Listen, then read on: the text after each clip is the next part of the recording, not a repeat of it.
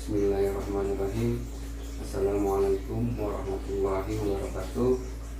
Alhamdulillahirabbil alamin, wassalatu wassalamu ala asyrafil anbiya'i wal mursalin wa ala alihi wa sahbihi ajma'in.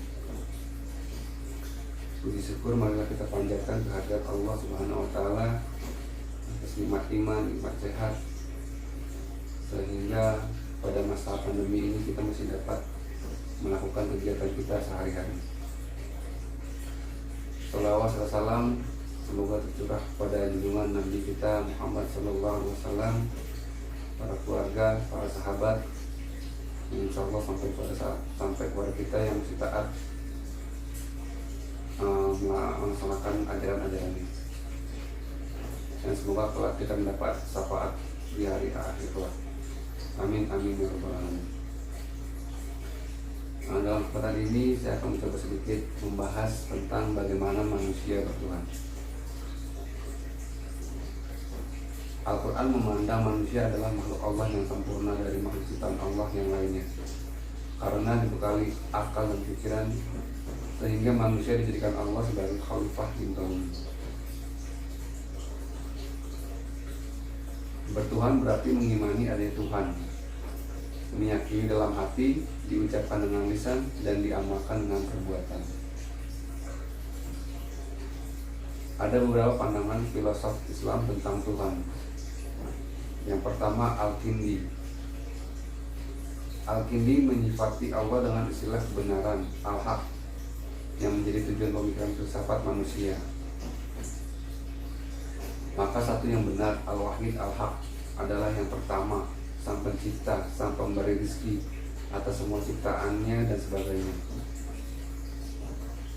Ia bukan materi, tak berbentuk, tak berkualitas, tak berhubungan, juga ia tak disifati dengan ciri-ciri yang ada.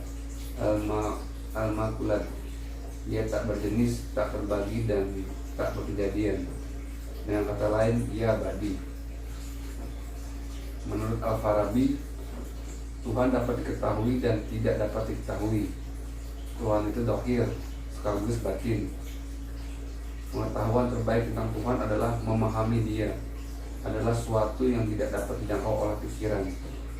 Manusia tidak dapat mengetahui Tuhan karena kapasitas intelektualnya terbatas, sedangkan Tuhan adalah substansi yang tidak terbatas.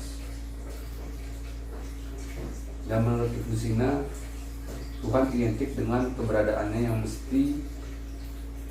Tuhan unik dalam arti Dia adalah maujudan yang mesti. Segala sesuatu selain Dia bergantung pada dirinya, dan keberadaannya bergantung kepada Tuhan. Kemaujudan yang mesti itu jumlahnya harus satu. Walaupun dalam kemaujudan ini tidak boleh terdapat kelipatan sifat-sifatnya, yang tetapi Tuhan memiliki esensi lain. Tak ada atribut lain kecuali Dia itu ada dan mesti ada. Menurut Ibnu Rushd, pembuktian Tuhan tertumpu pada prinsip pertama, semua kemaujudan sesuai dengan kemaujudan manusia, dalil inayah, bahwa kesesuaian ini dikarenakan tidak terjadi dengan sendirinya. Kedua, segala sesuatu diciptakan untuk kepentingan manusia. Bintang ke bintang bersinar di malam hari agar bisa menjadi penuntun bagi manusia, dalil ikhtiar. Tindakan Tuhan bisa diringkas menjadi 5 tindakan utama, yakni pencipta, mengutus nabi-nabi, menetapkan takdir, membangkitkan kembali, dan mengadili. Hal ini membuktikan eksistensi sang pencipta yang bijak. Ada beberapa konsep spiritualis sebagai landasan kebertuhanan. Agama adalah seperangkat doktrin, kepercayaan, atau sekumpulan norma dan ajaran yang bersifat universal dan mutlak kebenarannya. Setiap manusia kepercayaan akan sesuatu yang dianggap agung atau maha. Kepercayaan inilah yang disebut sebagai spiritual. Spiritual ini sebagai kontrol manusia dalam bertindak. Jadi spiritual juga bisa disebut sebagai norma yang mengatur manusia dalam berperilaku dan bertindak. Secara etimologi, kata spirit berasal dari kata Latin spiritus, yang diantaranya berarti roh, jiwa, sukma, kesadaran diri, wujud tak berbadan, napas hidup, nyawa hidup.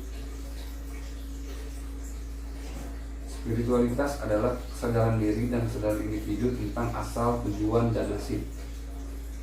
Agama adalah kebenaran mutlak dari kehidupan yang memiliki manifestasi fisik di atas dunia. Agama memiliki kesaksian iman, komunitas, dan kode etik. Dengan kata lain, spiritual memberikan jawaban siapa dan apa seseorang itu dalam tanda kutip keberadaan dan kesadaran, sedangkan agama memberikan jawaban apa yang harus dikerjakan seseorang, perilaku atau tindakan. Menurut Bukhari 1993, spiritualitas meliputi beberapa aspek. Yang pertama, berhubungan dengan sesuatu yang tidak diketahui atau ketidakpastian dalam kehidupan. Yang kedua, menemukan arti dan tujuan hidup. Yang ketiga, menyadari kemampuan untuk menggunakan sumber dan kekuatan dalam diri sendiri. Yang keempat, mempunyai perasaan keterikatan dengan diri sendiri dan dengan yang maha tinggi.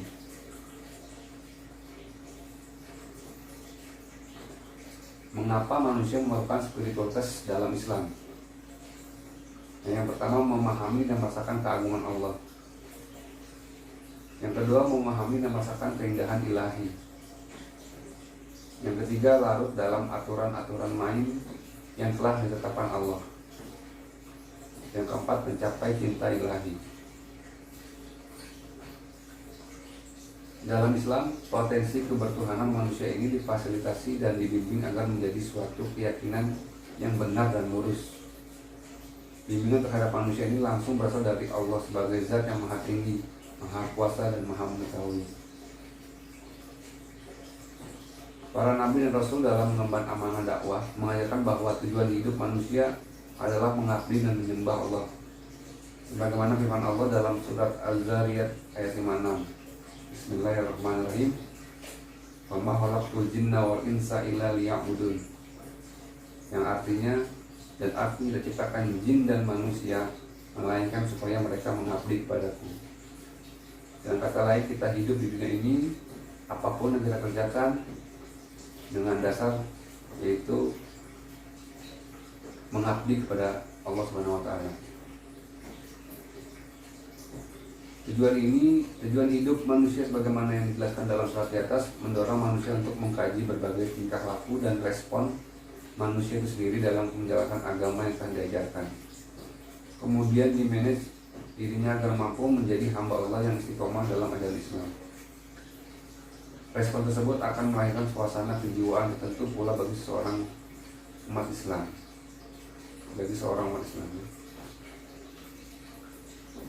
Mungkin cukup sekian yang dapat saya sampaikan. Kurang lebihnya mohon maaf.